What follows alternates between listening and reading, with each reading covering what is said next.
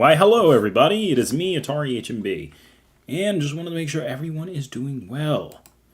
I hope everything is going well with everyone else, and it is good to see those who are here. Let's go ahead and get your name started up and set up in the chat, everyone. It's been quite a bit of time.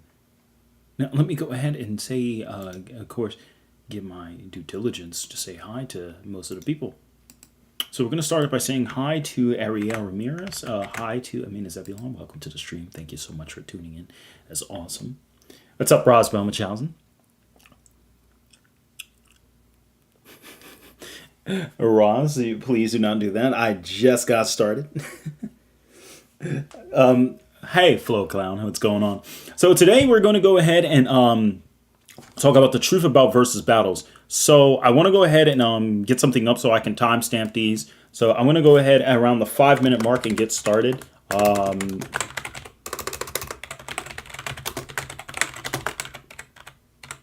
So I'm going to go ahead and get started and explain a little bit about what today's video's topic is mostly focused on.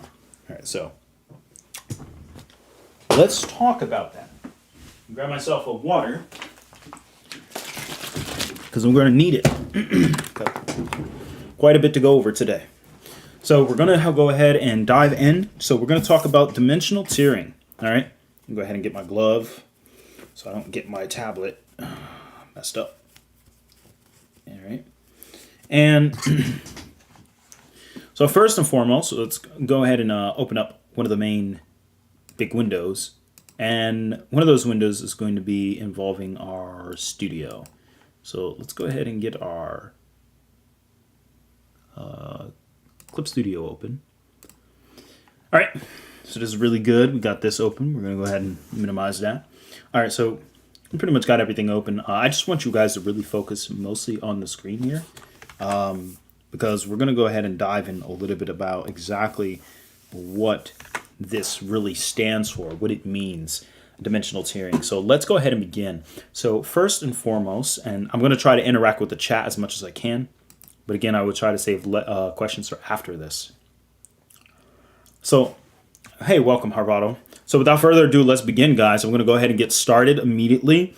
So let's talk a little bit. Let's talk immediately about dimensional tiering and why it's important for power scaling. So dimensional tiering is it's important because it shows a level of progression beyond what we thought couldn't be passable. What do we think cannot be passable? This right here. This symbol right here is the pinnacle of exactly why we believe it cannot be passed. All right? So that's one thing. So that symbol right there is it's the sole key reason as to why we're having a little bit of trouble. Let's go Smash Crew or Smash Crew. What we're going to go over the next portion is going to kind of show forth or show off a little bit of exactly what I was talking about. So you might be wondering, there are many different ways you can interpret dimension. A dimension can be a separate space, all right? But before we get into that, let me start here. What is a dimension? This is important because it's a key word that people don't ask themselves enough. Well, dimension is literally, the best way to think about it is from, well, at least in the terms of measure, which comes from the word metri in Latin or in Greek, involving that sort, which means literally measure the dimensions of something. And this is important to understand. All right, measure. When you say different dimensional space, we say a different measure of space, a different section, right? So that's important. So we have different sections which can quantify as dimensions. So we can have this section right here, which is half of this, separate dimension. And these dimensions can have very specific points. So we have these level, what we call separate. Oh my gosh, I don't like that. I don't like this. Let me try this. There we go. Now it writes like it's real time. Separate. All right. Next,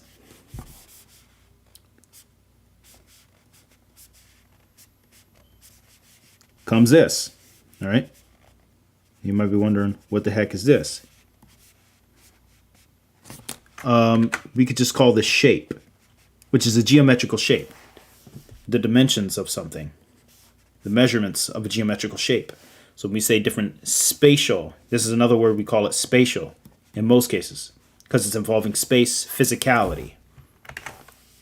Temporal, the measurement of a temporal dimension.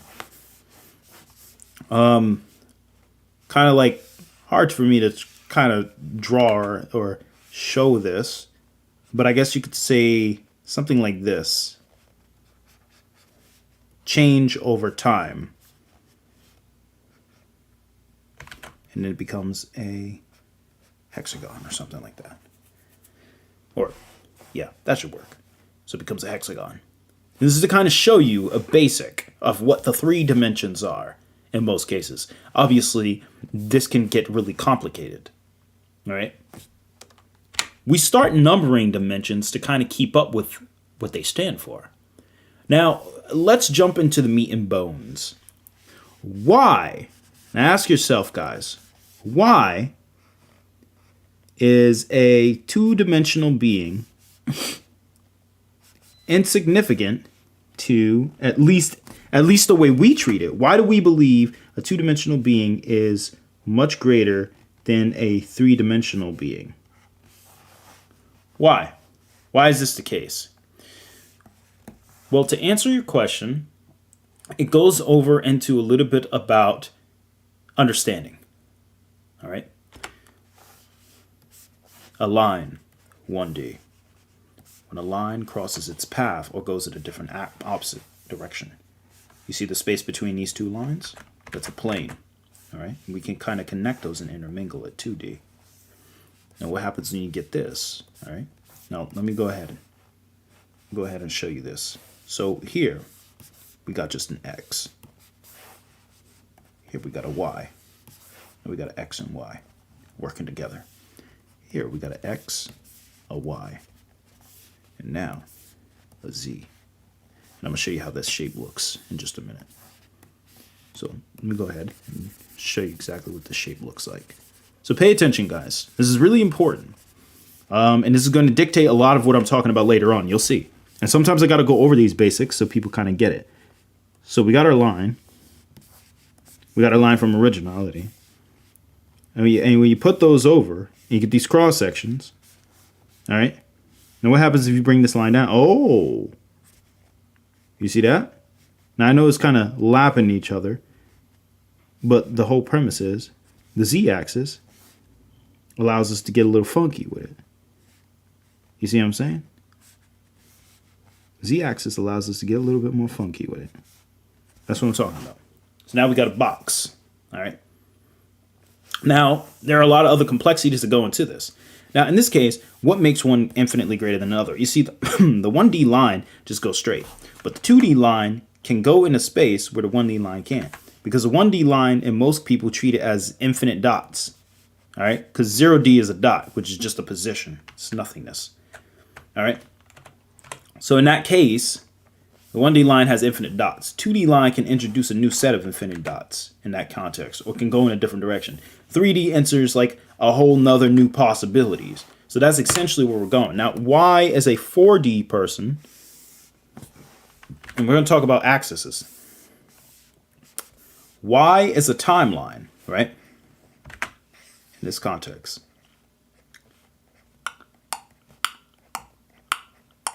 So you guys may be wondering, why exactly is a timeline infinitely greater than 3D space? Now, if you guys have ever been in my Discord, you'll know that I've said the term, and there's actually a user who disagreed with it. I said, it's almost as if you're an Aleph null greater to become a 4D being. But there's a reason I said transfinite, and I'll show you. So the reason you're almost a transfinite amount greater. So this is a 4D timeline. Here's the thing that a 4D timeline goes. P for past. F for future. The past. The future. Well, what's the present? The present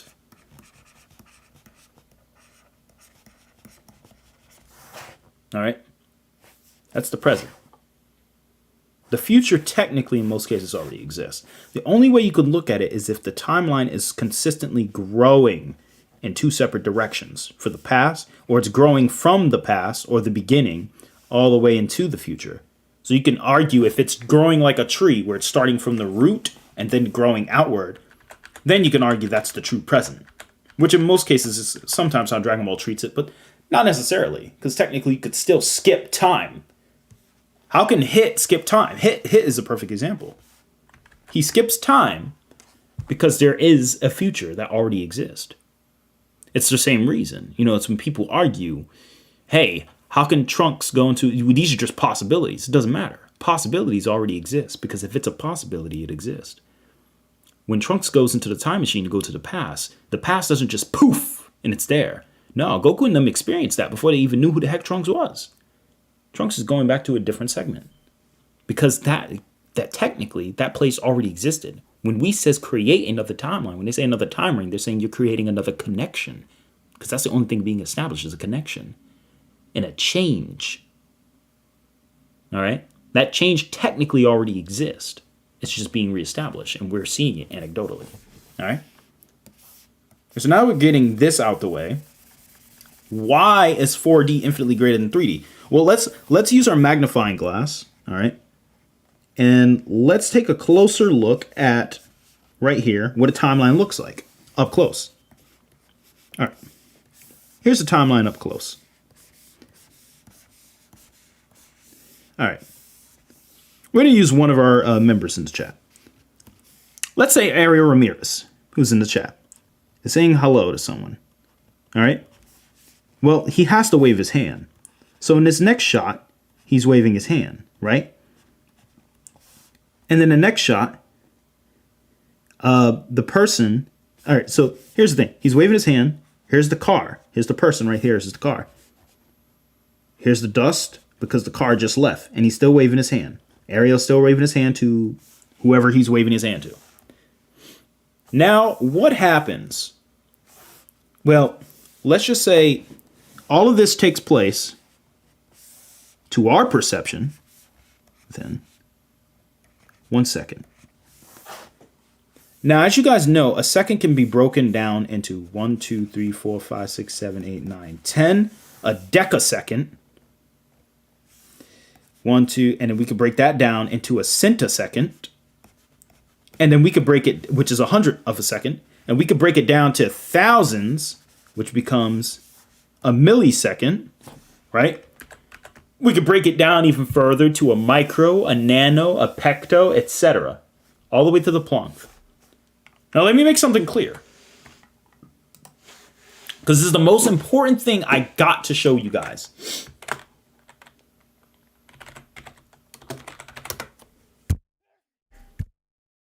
Okay, sorry, I sneezed. What is Planck time? You see, Planck time is just a unit of measurement it takes for light to travel a specific length. The fastest thing we know in the universe. Now let me go ahead this. So let's go ahead and get units of time. See how small we can get. The thing is, when you get really, really, really low on a Planck second, there are sources that literally tell you that a Planck is the smallest unit of time measured. All right? It's like absolute zero. You see, it's accounting for how fast light goes, right? Before light becomes still. Essentially, almost to a degree. In the same case of absolute zero, it's counting how cold it can be before molecules completely stop moving, period. Atoms stop moving. Can you get colder? Yeah, but it's redundant because we don't know what's really going to happen. We can't notice any change to even signify that it means anything. That's why absolute zero technically isn't even zero unless you're using Kelvin. If I recall, at least. But even outside of that, the point is, we can get infinitesimally small to the point where his hand barely moves a millimeter here. And then at another point, It moves barely a second. So we could get infinitesimally smaller. Do you know what we call that, guys? I'll go ahead and spell out for you.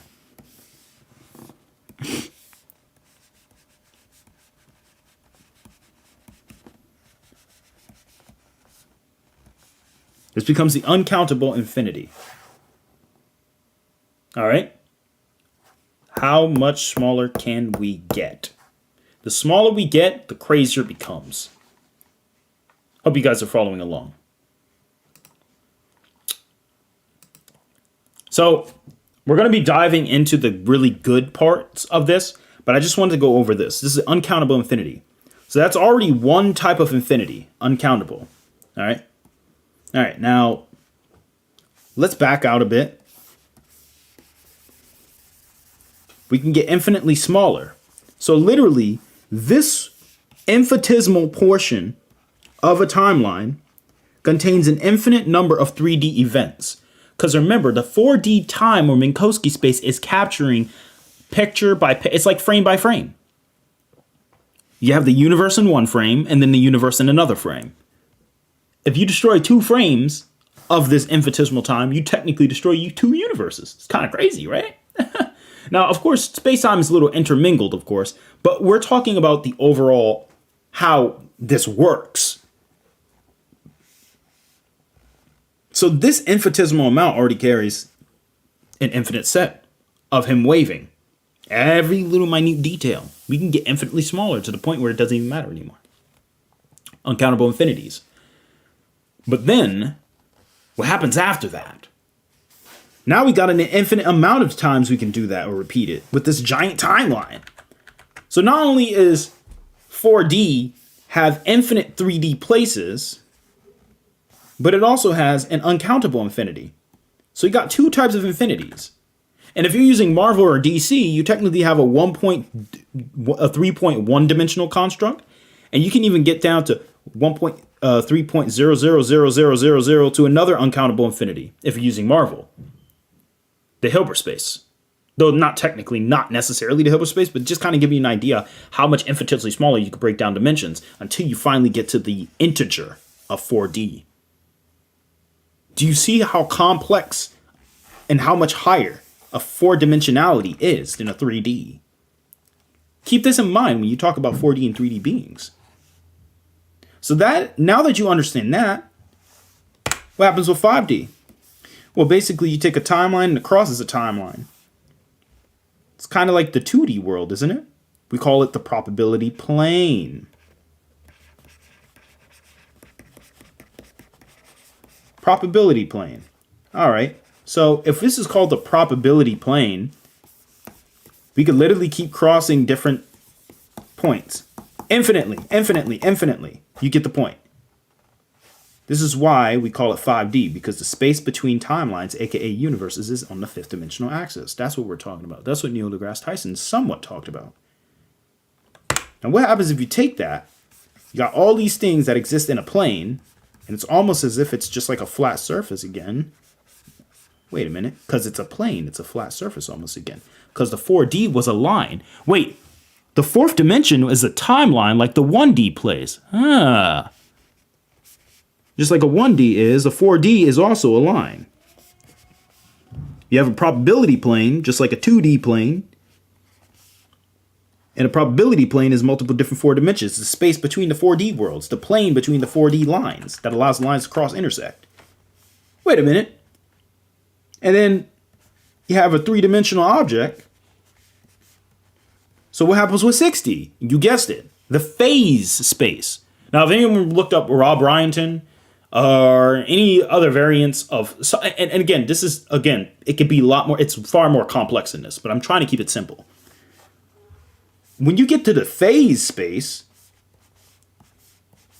I'll show you exactly how that looks. All right. So again, like 6D is kind of repeating itself. Now, this isn't for all fiction, keep in mind, because we treat it, that's just kind of giving you an idea of why they kind of overlap each other, at least from a logical standpoint. This is why with M theory, when we say KOF follows membrane theory, KOF follows membrane theory, which follows the same exact structure I just created. Because again, when a 5D world has two 4D timelines cross intersect, this portion right here becomes, and you guessed it, Roz, a junction, a connection. And there can be infinite junctions in between these portions of space. So you got one infinity, you got infinite timelines, you have infinite 5D space. You have so many different infinities working here. This is why people need to know that when it comes to higher dimensional beings, it is far greater than you actually are in visually. You know, it's not just something you can hand out like candy. Now, again, this is let me just pretend like you have infinite sheets of paper aligned, infinite sheets, infinite sheets, infinite sheets. If you stack on planes infinitely, you can get like a length. And then that's what gives us our phase space. Because instead of the junctions being cross-section like 240 timelines here in the red, imagine just instead of having an infinite number of those reds that can exist that create this space up here, and you have infinite 5D worlds that exist in a 6D shape. Now imagine with the 6D world, hey, yo, we could start crossing diagonally. Woo! Look at that. We can start going diagonal, up, down, left, right, all over the place. Infinitely. Blah, blah, blah, blah. You get the point. The whole point is, this is why naturally 5D is greater than 4D. If you get to the infinite level. Now, if you 5D and someone's infinite 4D, you can't guarantee you're going to win. Because you could just be a 5D being with just a wall level in your 5D world or whatever. So you got to, of course, have some logic to this. When we say a character is 5D, we're not saying they're a 5D being. Don't get that confused. All right? We'll talk about that a little bit later. When we say you have 5D power of a 5D construct, it's different. Because we're talking about those infinite 4D worlds that you could technically destroy, including those 5D aspects. Your 5D can destroy infinite 4D, 6D can destroy infinite 5D, 7D can destroy infinite 6D, 8D can destroy infinite 7D. It goes on and on and on and on and on and on and on and on and on. And it's even the same for speed. He said, let me tell you the truth about speed. But we'll go into, actually, no, we'll save speed for later.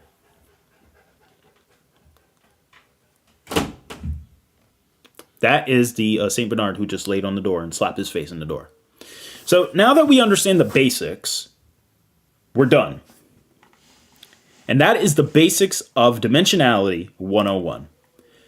Now, there's a reason I went into that. I went into that because I wanted to really teach you guys a little bit about the basics. Now let's talk about the versus battles and the technicalities that come with them. So when it comes to a versus battle and the technicality, all right, let me show you an example. We got this gentleman here, which I'm sure you guys will know who this guy is real soon.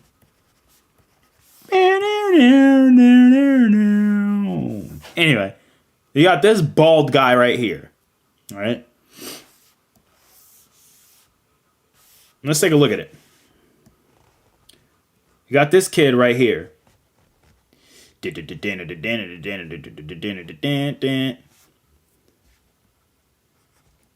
Got true seeking orbs. Yeah, look at this kid. Look at him. Look at it. They both just standing there. Now let me tell you what exactly was going to happen in this fight. Can we agree they're both planetary? Yeah. Can we agree one's large planetary, one's not? Yeah.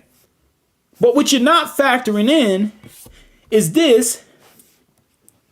I'll put this in big letters for you guys. Let me put the big letters. Not a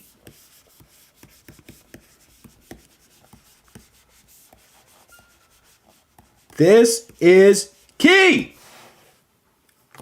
This is key. This is not a Pokemon battle.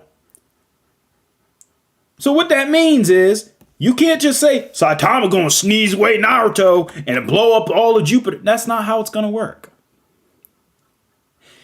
If Naruto is in this mode and Saitama has no idea what the heck these things do, has never seen Toadfu, How the heck is that fight going to turn out? Now, again, it takes a lot more in depth, but I'm just giving you an example. Even with all the feats Thomas showed now, this ain't going to be no easy win for him.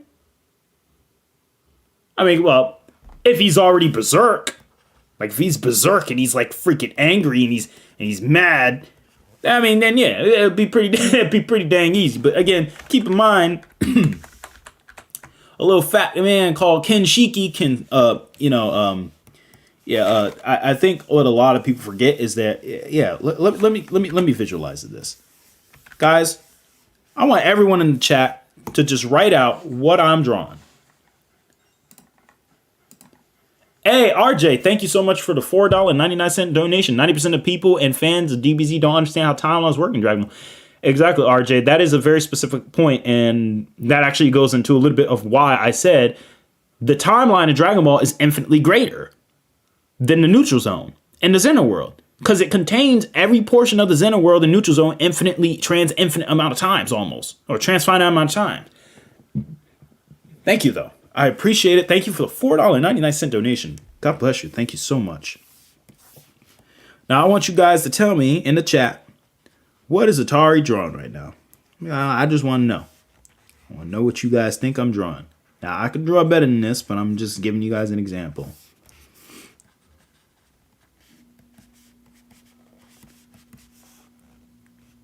And let's see what everyone else is. See if the chat can figure out what I'm drawing.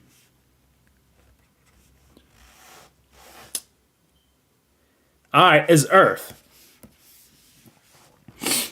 That's good. All right, so chat got that. Now, you guys know that's Earth. Now, I'm going to draw a character. I ain't going to draw him too detailed, but I'm going to draw a basic character, like the basic outline in this character. And I want you guys to kind of like guess who it is. All right, hold up. My whole thing might crash because this thing going slow. All right, now let me ask you guys this. Who is this gentleman right here that I'm about to draw?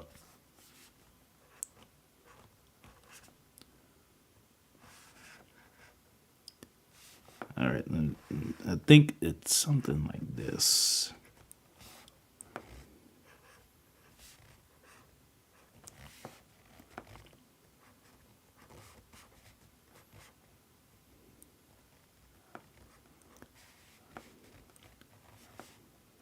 Something like this.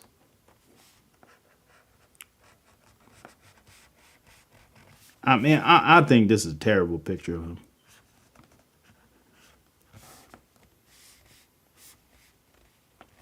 Very good, Harvado. It's Ken Shinki. It's Ken Shiki. Now, what can Ken Shiki do to this Earth? Zip! All right. That's exactly what Ken Shiki can do to this planet. All right. So you want to talk about being casual, we can. Even though I wouldn't say it's as casual as a sneeze, but you get the picture. All right. All right. Now, anyway, I just want to kind of go over a little bit of. I just want to kind of go over with you guys a little bit of those aspects. And that's the key about versus battles. Now, there are a couple other things I want to talk about versus battles, and that has to do with, oh boy. That has to do with the little character that everyone knows, Bat. Let's talk about this. Let's talk about her right here. All right. I'm gonna talk to you guys about it because I'm kind of gonna show you what I'm talking about, and if you guys pay attention, you'll get it. Now, let me ask y'all this.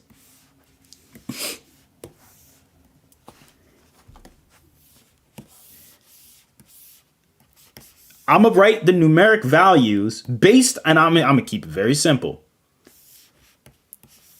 I'm going to keep the numeric values for each of these characters right next to them. All right?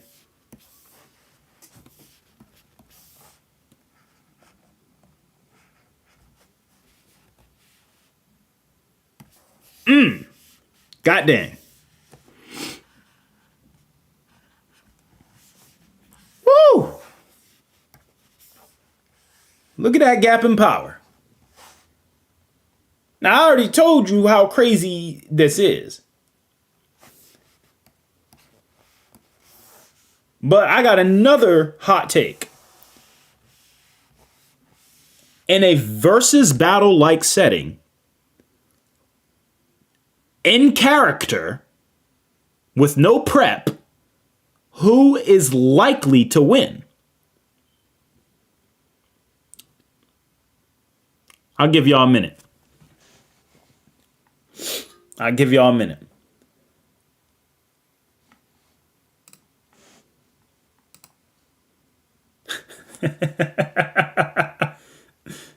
Let's give y'all a minute. I'll let y'all figure this out. Let's go. Come on, chat. Y'all can figure this out.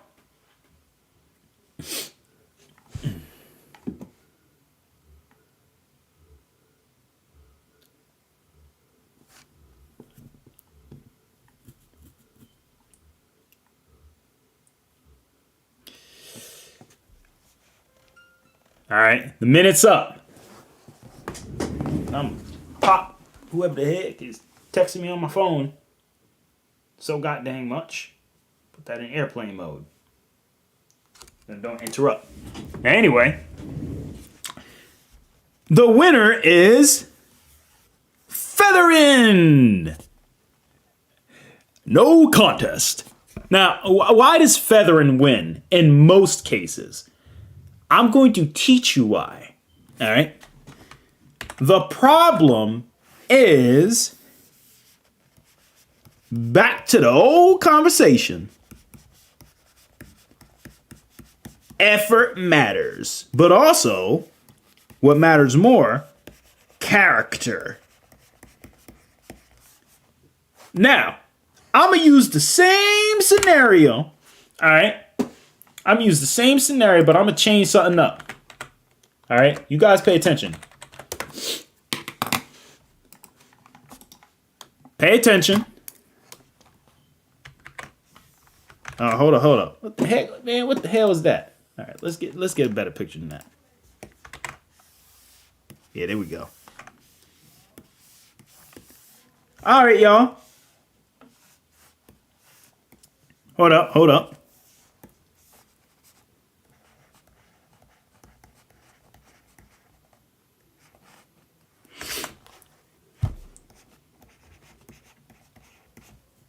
Now who wins? Now who wins? Y'all can type it in the chat. Now who wins now? You see how this battle completely shifted off of one little detail? Hey, Harvado got it. Harvado got it right there. So that's the key. Now, Goku gonna punch her right in her face. She gonna be like, he gonna punch her right in the face. She gonna be like, and the first thing that's gonna happen is her eyebrows not gonna look like that. She gonna be like this. Hold up. I got you. Watch this. Why'd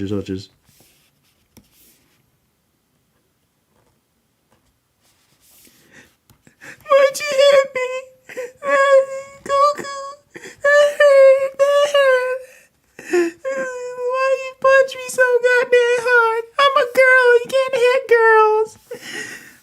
You cracked my memory device. I feel like a freaking potato right now. No disrespect to the character, of course. But in a comedic way, I'm telling you, this is exactly the difference. Goku's mad. If Goku is mad, he's going to clock her. But if he's not, in a casual battle, he's going to get mopped. And I'll prove it to you. Let's go ahead and log right in and go ahead and give you guys an example of what I'm talking about.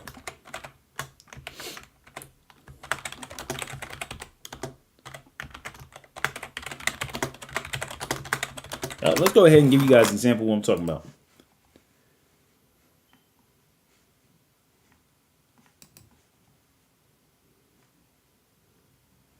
I'll give you guys an exact example of what I'm talking about. Let's talk about this right here. This picture is going to solve it all up for you guys. You see this image?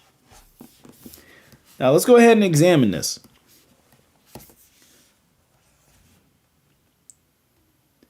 That right there. All right? This right here. This right here. You get it? So the point is that Featherin, who literally lives, let me give you guys an example. Featherin is like, all right, let me give you guys an example. When Goku wants to become 9D, 8D, he powers up. That's when his infinite speed and short burst comes out and his other feats. But Featherin, she's not a 3D being. She is not. You can even look up Lambda Delta when she doesn't even have like a regular humanoid body. She doesn't even have like a human-like body when she's in her true state. That's just an avatar that she takes on. You see, that's the difference. You're talking about a 3D being with 9D power versus 8D being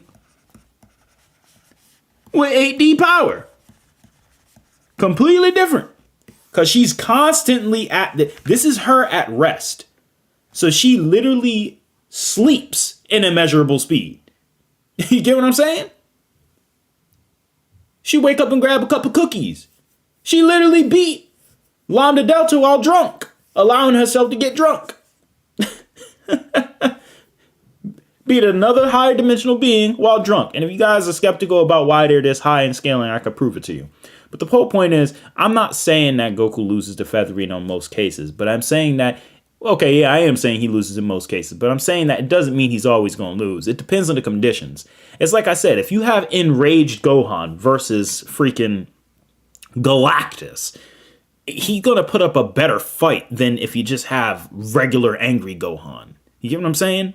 And Goku's character, if he's enraged, it's the scariest thing ever. So that's another factor you got to consider. Goku, under most circumstances, is not going to be in the immeasurable speed department. If Goku knows who Featherin is and he feel no, don't get me wrong. He could still sense her energy. He could still feel her energy. Why do I know he could feel her energy? It's because Whis and Beerus could sense Zamasu from the other timeline. So if they could do it, then I'm sure Goku could do it. So Goku can sense her 8th dimensional presence if he feels the killing intent. But the thing is, he has to be ready to react to it. He has to already be powered up. That's what I'm saying.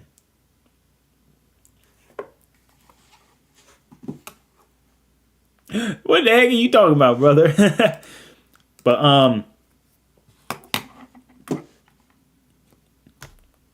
well, Ariel Ramirez, this is mostly for context. But for the most part, it's just kind of to give you an example. So again, that's just kind of to show you guys the importance of power scaling. Now, look how fast that was. That already, that was actually very relatively quick. We're already done talking about that. And it's within the, a good amount of time is left over. So that's about it there.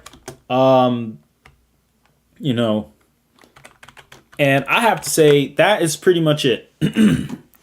So, I mean, I thank you guys, but that's all I have to. Now, hold on for a moment there. Hold up, nephew. I gotta say something. Now I know you didn't this. What the heck were you talking about?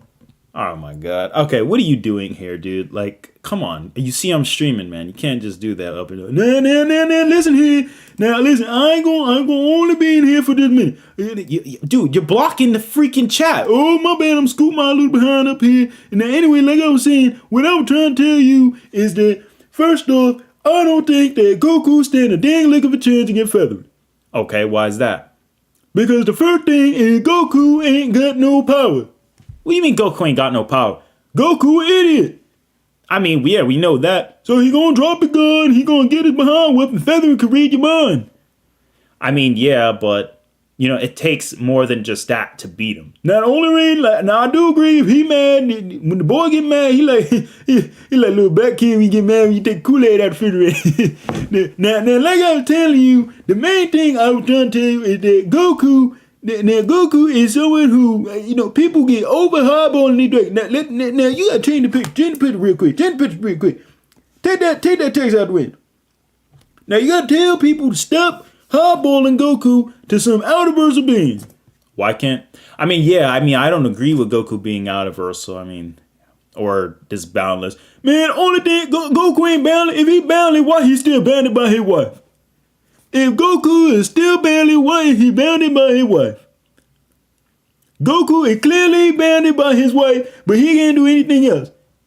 Yeah, that's true, but you know how they are. Some people just really believe that Goku is out-of-versal or boundless and stuff. Man, Goku ain't doing nothing. Goku ain't doing a damn thing. I don't give a damn what the hell it is. But people say it's Goku though. I don't give a damn if it's Son Goku, Prince Zuko, your girl driving me damn cuckoo, and my son then took the remote to the damn Roku. It don't give a damn what any of that means. That don't mean a damn thing to me, because first thing is, let me sit down for a moment. Sit down. Let me tell you something. You see, no thing is, that's the thing about y'all. Y'all over here fighting and having arguments and beating each other up and threatening each other, all because of some characters that don't even really exist. Black folk, the only people I know who gonna turn a damn power scaling thing that had nothing to do with anything whatsoever into a gang war. Oh, I'm gonna raid your Discord. I'm gonna do all this. Hey man, nobody even talking about that on the stream. But that's the thing, I'm just telling you.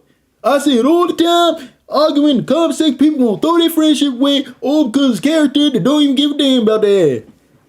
All right, man, but you tripping right now. So we just need to just really focus mostly on this, man. I'm really just trying to tell people that this is how the actual fight would more than likely play out. Well, you gotta tell them to stop acting like damn idiots.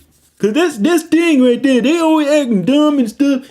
You already see, that's the thing. Let me tell you something. When you do power scaling, you have to take into account the character. When you don't take into account the character, people gonna come with all type of things, and they're gonna make whatever the hell they have in their head up.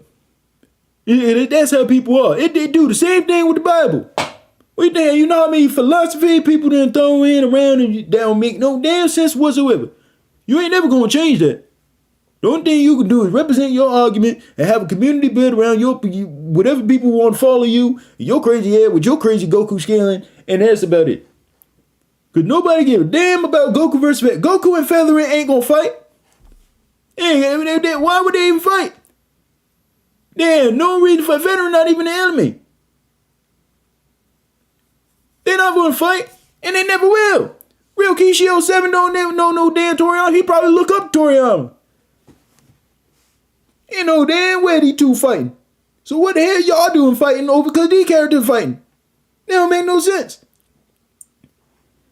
Now anyway, now y'all need to calm down with all the power scaling and wanking and all whatever the hell y'all do. I don't know what the people say. Well, wanking. Why the hell you talking about wanking for? And what the hell is up with all the 3D and 4D, 9D, D, King DDD, he done hit the DJ and the BJ. What the hell is all this? Y'all talking about D all the time. I think some of y'all gay. Ain't nothing wrong with that, but I think some of y'all gay, man. Look, man, D just stand for dimensional, man. That's it. Yeah, D's nuts. That's what the D stand for right there. D's nuts. Come on, man. It ain't even like that. Nah, because that's all y'all talking about.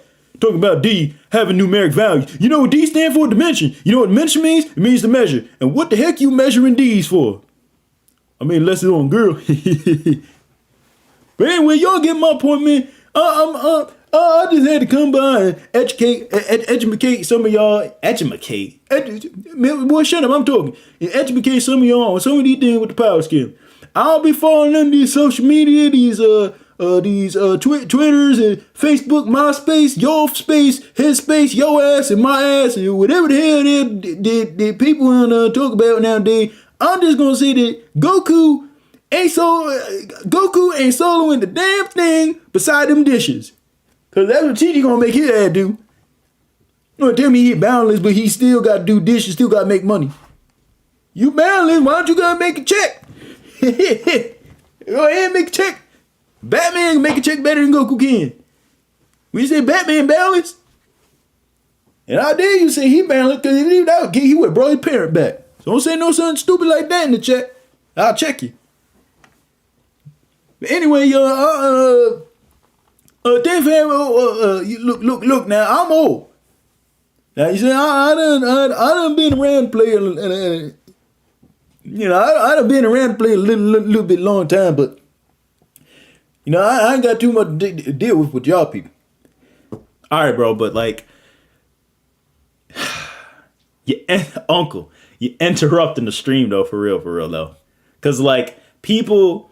Like, nobody doing that. Like, I get it. Like, there are like people out there who want to like emulate Seth the program. Oh yeah, that fool. What name? Seth MacFarlane? No, Seth the program. Yeah, Seth, whatever the hell his name is. I don't give a damn what the hell his name is. The thing is, if you gonna go out there cussing people out or cussing no fictional character, you got a problem. I mean, I can't blame him, boy, because most of these little kids coming on here like, oh, nigga, yeah, what's good? You ain't no power scaling. I'll come in and raid your Discord. What you doing? What Sep you rep? We rep Goku solos. We Goku boundless, man. He battling, man, get the hell out of here. That's the problem with your kid. You don't use no educating. Y'all so focused on winning the debate, you don't even hear how you sound. You gotta wake up for once. Stop acting stupid.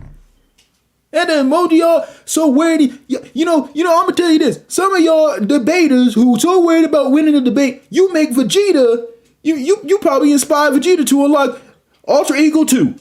Cause that the hell y'all unlock Ultra Ego 2. Cause y'all definitely full of it. Heck, even Beyonce ain't had that much ego and she damn sang the song. The hell wrong with you people? Anyway, like I said, Goku still solo low key though, but we ain't gonna talk about that. Feather and also kind of a baddie. But she ain't real, so I don't even give a damn. Get out of here, man. Sit your old ass down. Now you better stop saying that, sit your old ass down, cause your mama watch the stream and your mama gonna hear you cussing. Man, I am literally in my late 20s. I don't give a damn when you late 20, early 20, Android 20, she can get it too. But whatever the hell it is, you can just shut the hell up and don't talk to your uncle like that. So your mama gonna get on your ass. Anyway, I'm heading out. I'm going ahead and have some chicken, eat some mashed potato, do whatever the hell I do. You can go ahead and keep talking to everyone else. You can go ahead and stream in the chat. Anyway, that's been it. I got nothing else to say. Besides, the only thing boundless is how dumb these people can get. Alright, y'all. Later. Come on, man, get out of here, man. I'm sick of you. Yeah, they get sick of you too. They ain't watching your ass. Your mama watching you. Little kid.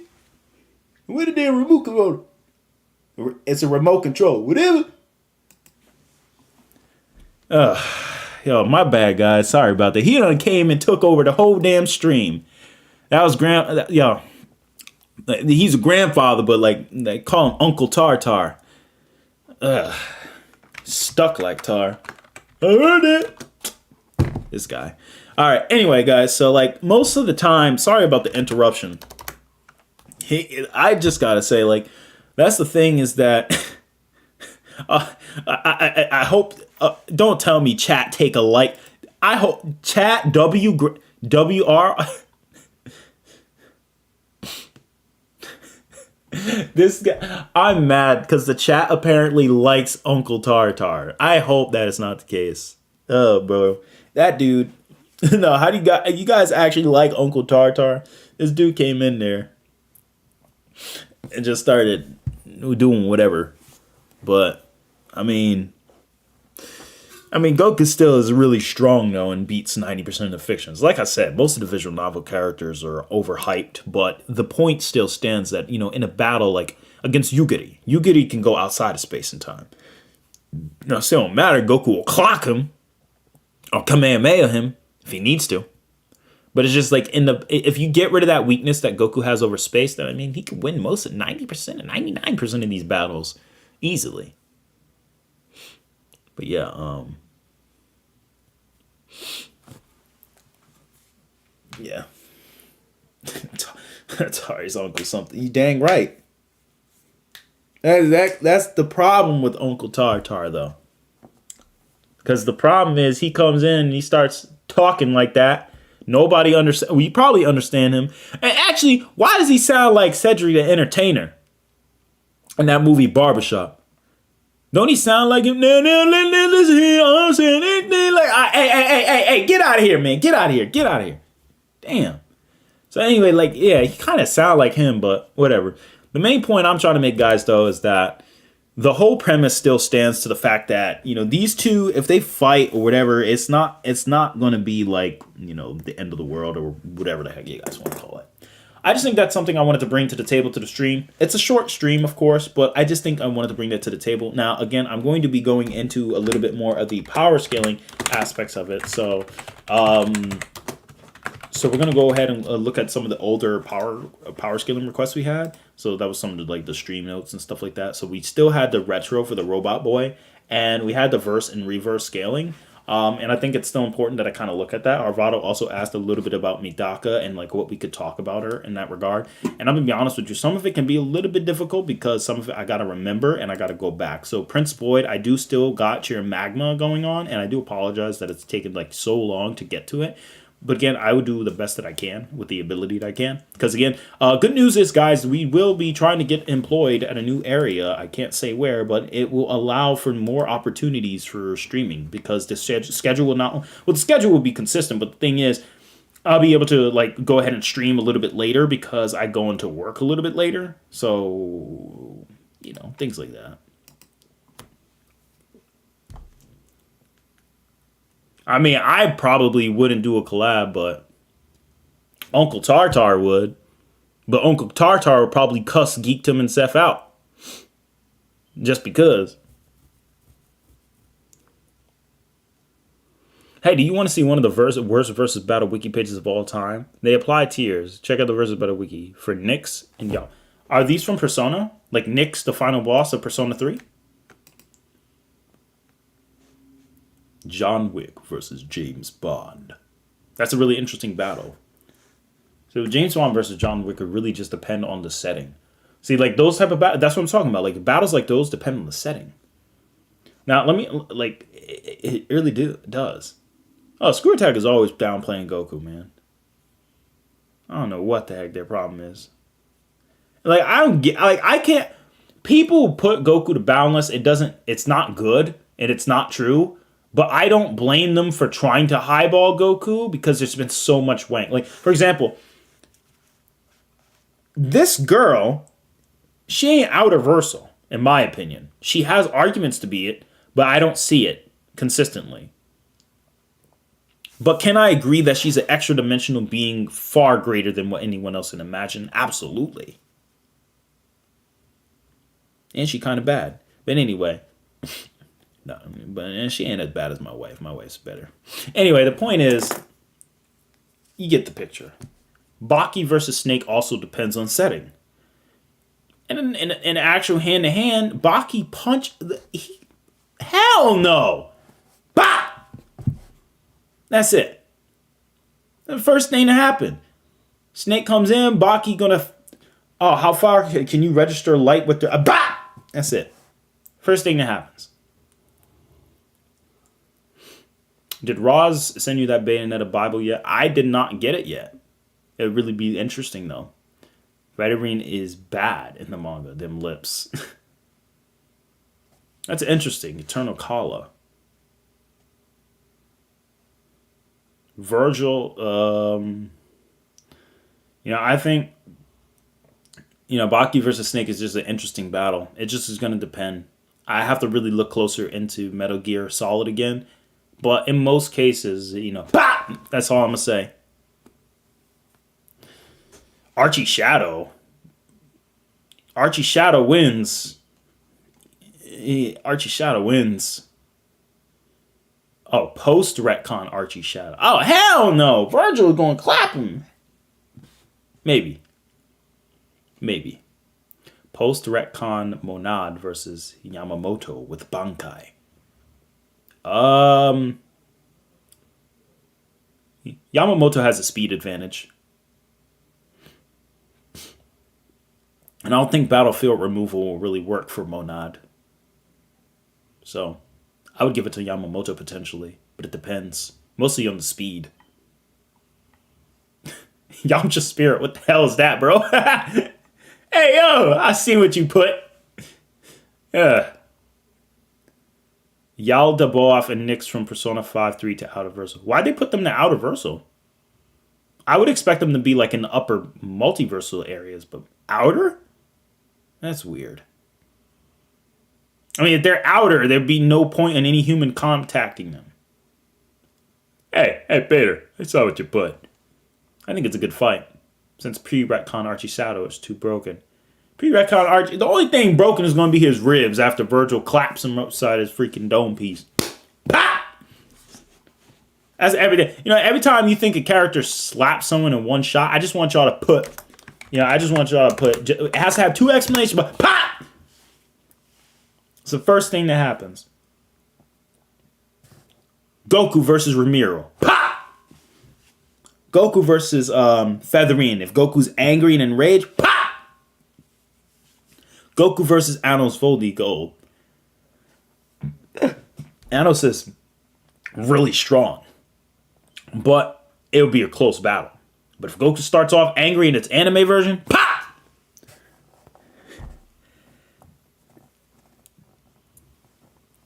But Xeno Trunks versus Silver, pop! It's not even a battle. I heard the afterlife in Dragon Ball is so vast that it contains heaven, a universe-sized planet, which is as wide as a living universe that is already infinite. Well, the way I look at it is this. Heaven is clearly finite in size in the actual anime. It is. So if heaven is finite in size in the anime, then what is the problem? Well, the universe in Dragon Ball, like I said, there's an observable universe. All right.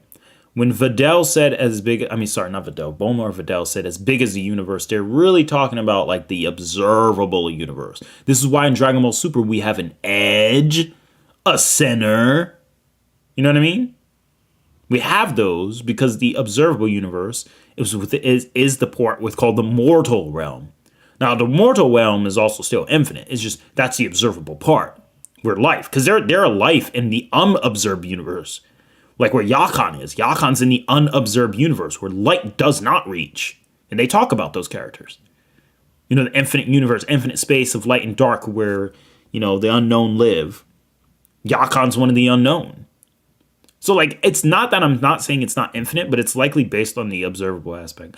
But then again, when you have an infinite aspect or infrastructure, that's probably the artist's representation of how it can really work. Because, I mean, heaven is infinite. Hell is already infinite for Koyama. So, you know, I concede to myself. Yeah, actually, the heaven is infinite. More than likely, at least. But then again, I don't know. Kratos versus Goku. That's a really tough battle. You should check out the game Solstice. The game is already out. Interesting. Remember, RJ! Thank you so... Oh, wait. Somebody else donated $1.97 earlier. Whoever did that donated... First off, RJ, thank you so much. Infinite Zamasu versus Midoka Xenogoku versus Wang Ling Xeno Genemba versus Anos in Shinra. I'm giving it to Midoka Xenogoku. I'm sorry. If I see the word Xeno, I'm immediately giving it to him. That's just my honest opinion on that, man.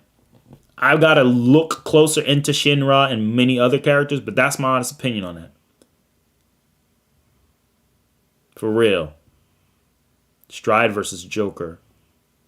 Oh, I thought you was talking about like the actual character Strides, the ninja, versus the Joker from Persona. An early episode of Z, where we see Goku running a snake way. Not once we see this universe size realm, so it makes sense. Afterlife will be 5D. I mean, it's true. The Afterlife is like weird.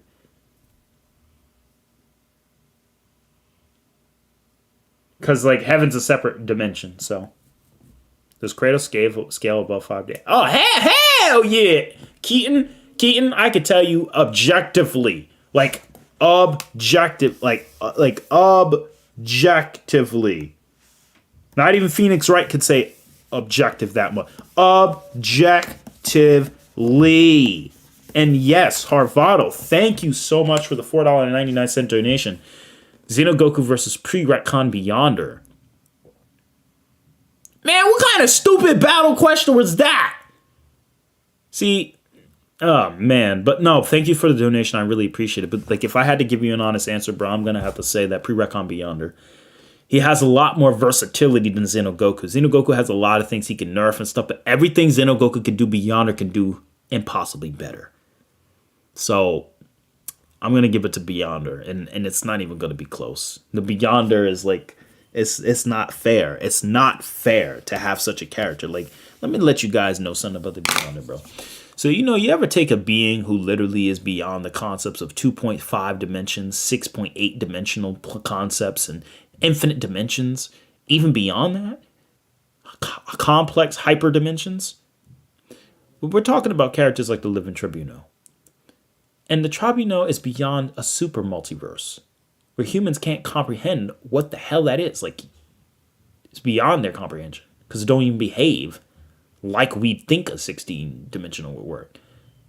And the thing is, he'd be on the concept of death, life, the in-betweener, who is the in-between of polarity. The in-betweener, like, I hate saying this, but the in-betweener by proxy has to be outer-versal or borderline. Because the in-between of outer-versalism and hyper-versalism, he sits in between everything. He's the in-between of all. Chaos and order. So these characters, like the Tribuno in them, they're what I like to call, and again, I know this, it sounds like a cop-out, but this is like what I like to call false outer-versal. A false outer-versal being is a character who doesn't necessarily have the AP to actually destroy an outerverse, but rather they reside within a infrastructure in an existence of an outerversal being, but doesn't necessarily destroy it. Like a 3-dimensional human, like a 3D human being who can reside on the planet Earth or a 3D Earth or within a 3D universe, but that doesn't mean we can actually destroy the entire 3D universe. So that's kind of how I look at them. They're kind of like outerversal essences that exist in an outerversal notion, but they can't destroy the outerverse. So they're technically not outerversal because they don't actually destroy it. But they have aspects of where it takes them 0 time to get to anywhere. So that will be what I call false outerversal. And the reason I call it that is because it kind of makes it easier to understand the difference between false and true outerversal, which is the Beyonder. The Beyonder, it doesn't matter where you're at, how you're at, when it happened, he can just body you. Like, the thing is, the Beyonder literally looks at those characters I just mentioned, who are beyond all those infinities. Hold on. Wait some of the questions up. Before I even answer any of these or even read this, let me just give you guys a picture. Imagine if you had, let me ask you this. I already did this earlier, but let's talk about this. A 10,000 dimensional structure holds an infinite number of 9,999 dimensional structures. And it repeats. Holy moly. Do you have any freaking idea how insane a 5D being is? Now imagine something at 10,000. Imagine 10 million, 10 billion, trillion, quadrillion, quintillion, sextillion, septillion, octillion, nonillion, decillion, undecillion, duodecillion, tredecillion, quadrillion, quintillion, septendecillion, septendecillion, octildecillion, nonillion, vingetillion, vigin, it gets crazy. To an infinity? Infinity transcends itself. You can't get any lower. So if you have an infinite dimensional being, what do? Well, that's just the first infinite dimensional being. What happens if we have this? Ooh.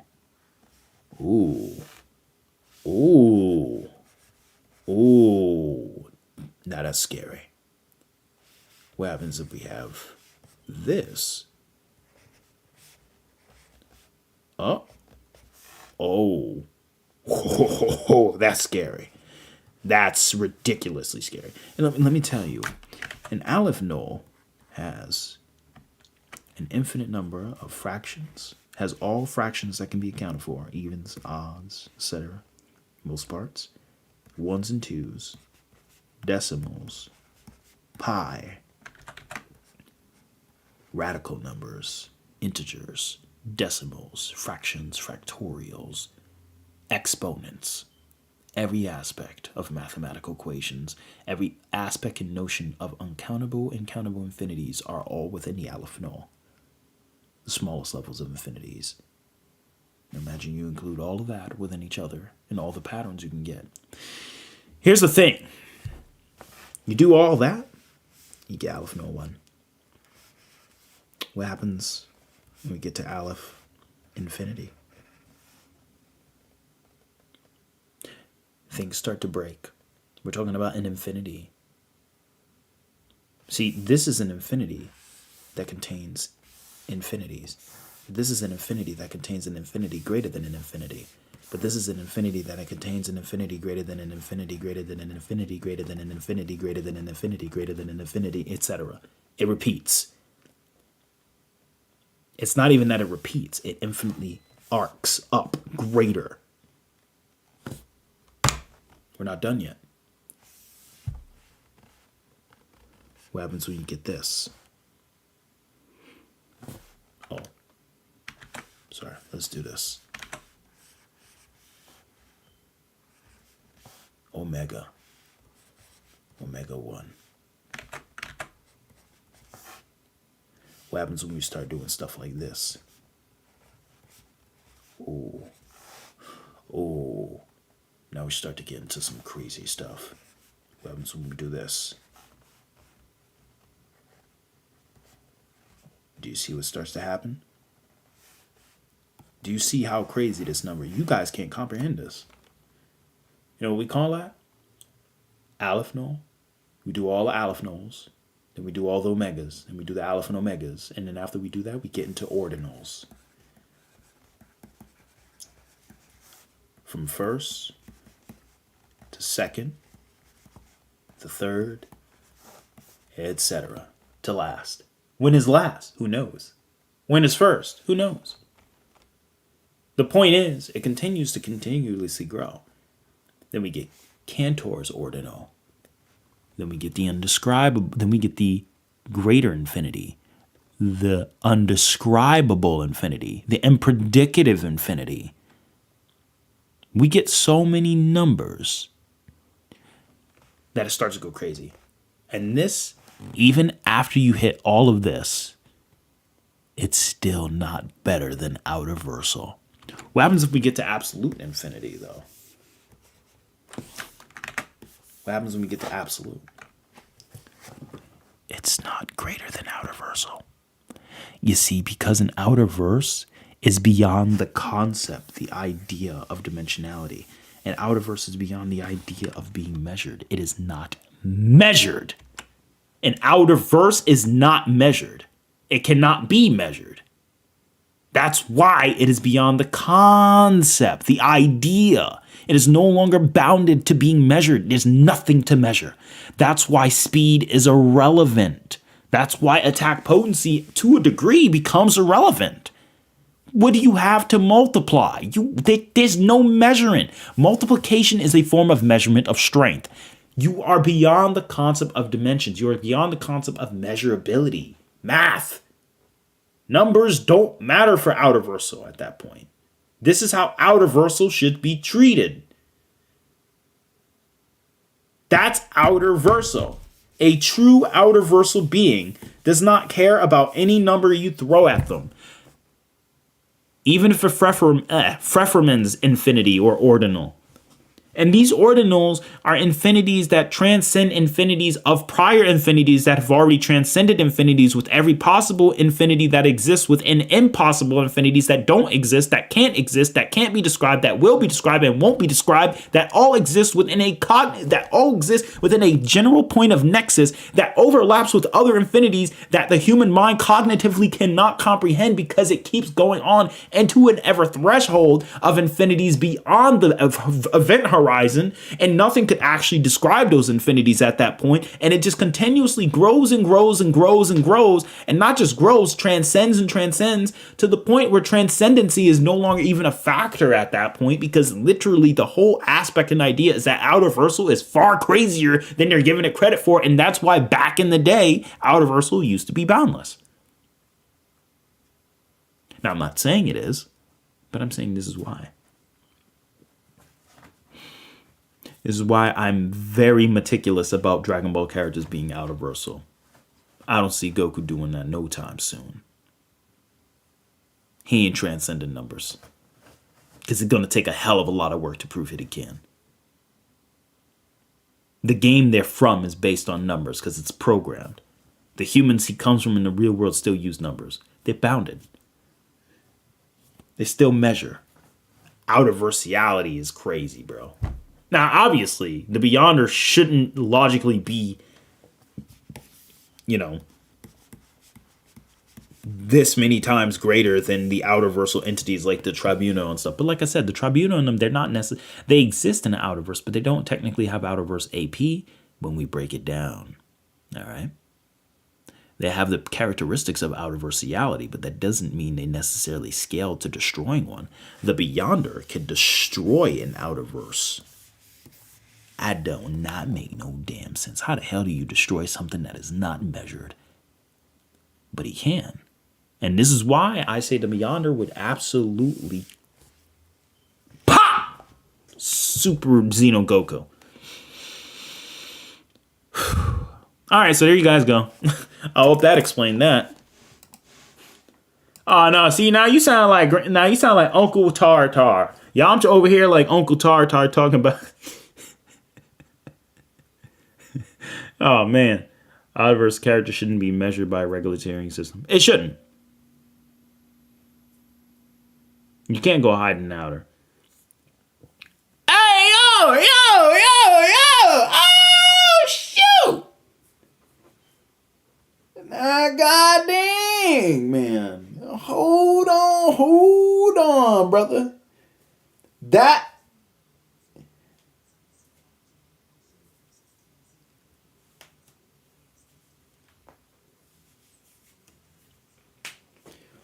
Thank you so much, RJ, for the $19.99 donation. I really appreciate it. God bless you. That is amazing. You have really made my day. That is absolutely insane. Thank you so much. You are a blessing. And to really dive in immediately to the question is it's a factor of a couple things to look at. So it, in my honest opinion, I would look at it as, if you have Xenogoku, Wang Ling,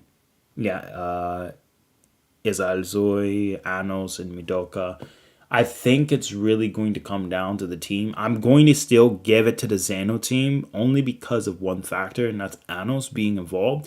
Xenogoku has cards that can amp Anos to his level to allow the Venus Donoa to be even more deadlier than what it already is. And Xenogoku can also allow different hacks to negate speed, because the distance would no longer matter anymore. So I think that that's really something to consider as a factor if I would actually give an in-depth analysis of that. I would also have to look closer and deeper into each individual character stats to really give a better representation of it. But I 100% appreciate the $19.99 donation. That would be pretty much my best way of breaking that down. Oh my gosh, thank you so much again. Man, you guys are insane. Thank you.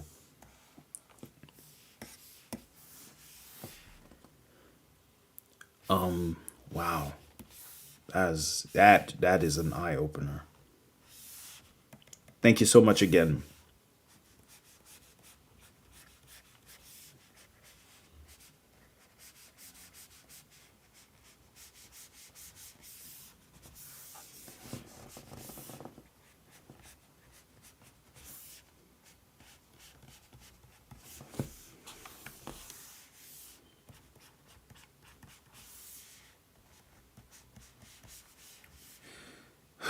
Okay. Thank you. Moment of silence for that.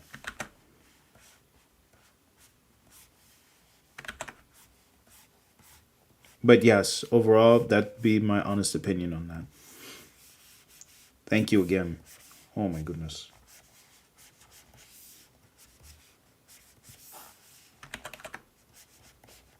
This is drawn with no reference, by the way, guys.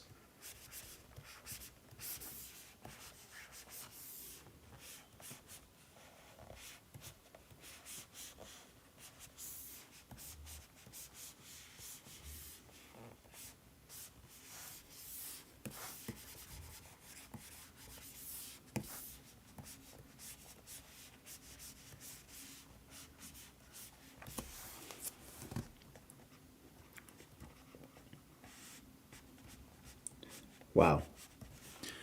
Okay. Snapped out of it.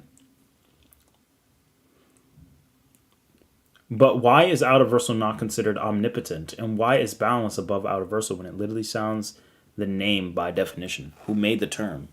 So Thor's Hammer, the essential point is like because you have other characters who have characteristics of boundless behavior, but they of Outerversal behavior, but they're technically not Outerversal.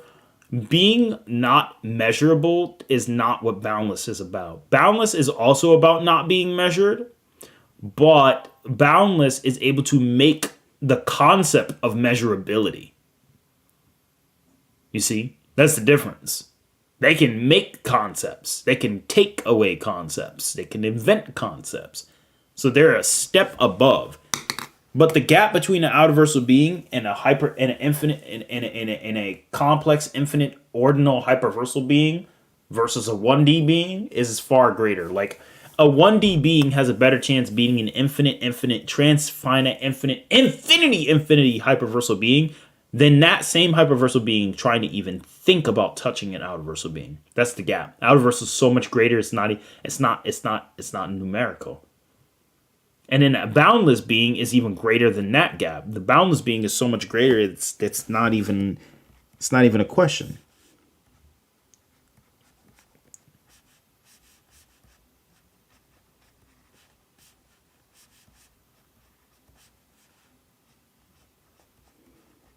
So that's something to consider as a factor.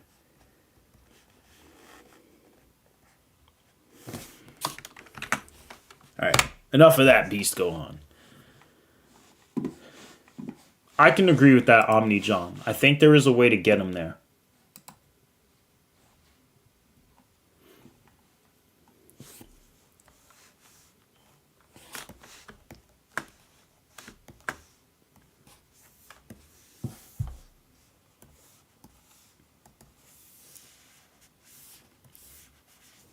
So yeah, guys, I think that's definitely something to consider as a factor when it comes to the overall power scale.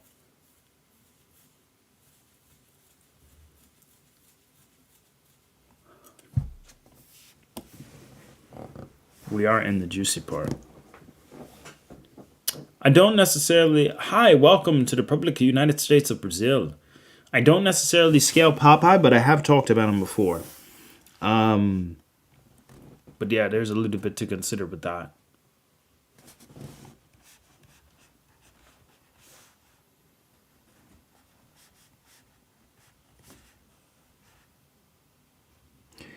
Yeah, guys. So again, another factor to consider is just the overall. It's just the overall ability of another character.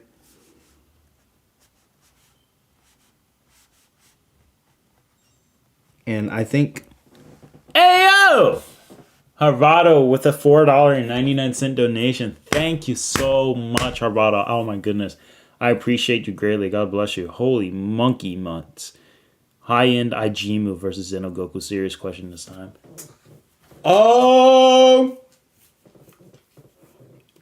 I mean, it's not high-end Xenogoku, so I mean, high-end Ijimu is going to...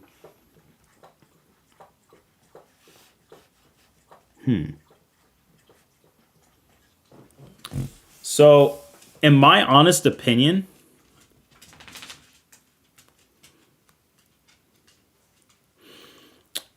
Ijimu is going to...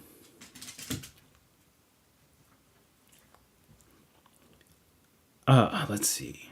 She has control over super string theory. If we treat super string theory for what it really is, I'm gonna give it to Ijumo. Just because she hit one of the pinnacles of all impossibilities and possibilities with super string theory. Now, if we're using mid end, obviously that's not a competition. It's not even fair. Now, if we're using high end Xenogoku and we're using the mixture of fighters, I'd say it's a toss up, but I would probably give it to Xenogoku still. Only because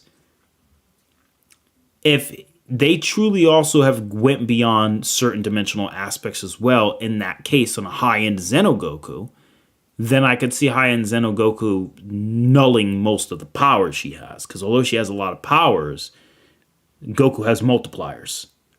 She can manipulate math and multipliers and infinities. But the question is, so could Demigra, because Demigra can create those infinities and literally make his own logic and world.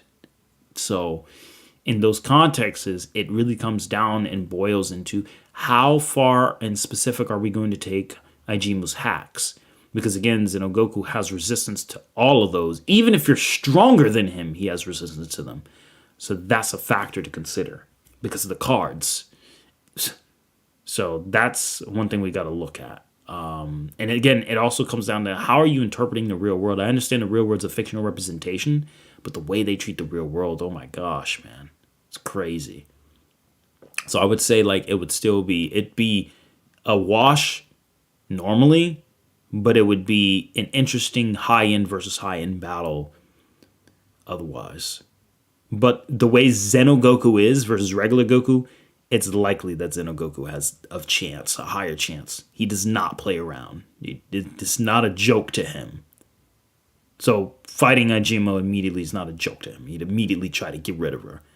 And, Ajima, it's a factor is she's not going to know what Super Saiyan 4 is. Even though she knows it in the comic for the sake of the parody, she's not going to meet him and be like, so you can go Super Saiyan 4? She can if she uses one of the skills, I'm sure. But I mean, based on what I know, because this is anecdotal, based on what I know, I would give it to Xenogoku in most case scenarios just because of the raw power in multipliers and the hacks resistance. Because again, he can remove her resistance. So if she has resistance to certain abilities, he can remove that. Well, I'm resistant to having my skills removed. Well, I just made you non-resistant to having that resistance in the first place. So it's like, it kind of becomes a big Uno card game, literally, of like, no, you, no, you. That's how I see the battle. But it'd be pretty interesting battle, in my opinion.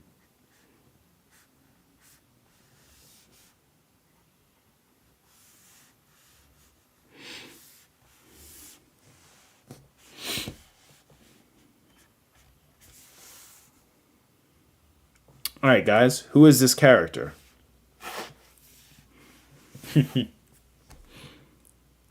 Nyx is by definition an alien planet with a reality bending abilities, but non-dimensional shattering, and Yaldabaoth is by his own creation, limited to the world circumstances around him. Yeah, it doesn't make sense to be outer. That does not fit at all. What if Goku uses the Dragon Ball to unlock his potential like Piccolo? You gonna have to head out, bro? Hey, Omni John, thanks for stopping by, man. You have a great night. The Republic of the United States, thank you. Dang, no outer any manga characters. Yikes. I wouldn't say that. I wouldn't say that.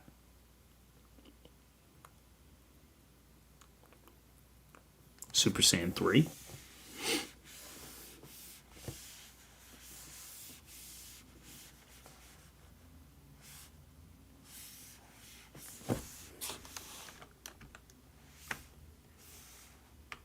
Kind of looks like it, but no. It's not.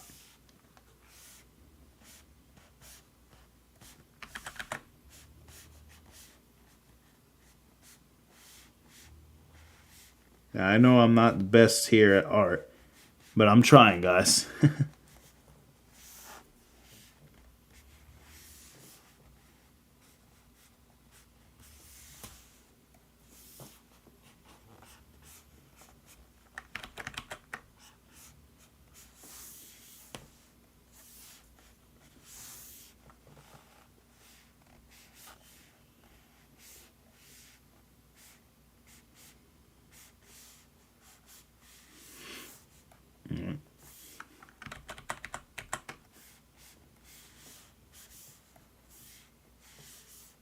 Yeah. Something like that.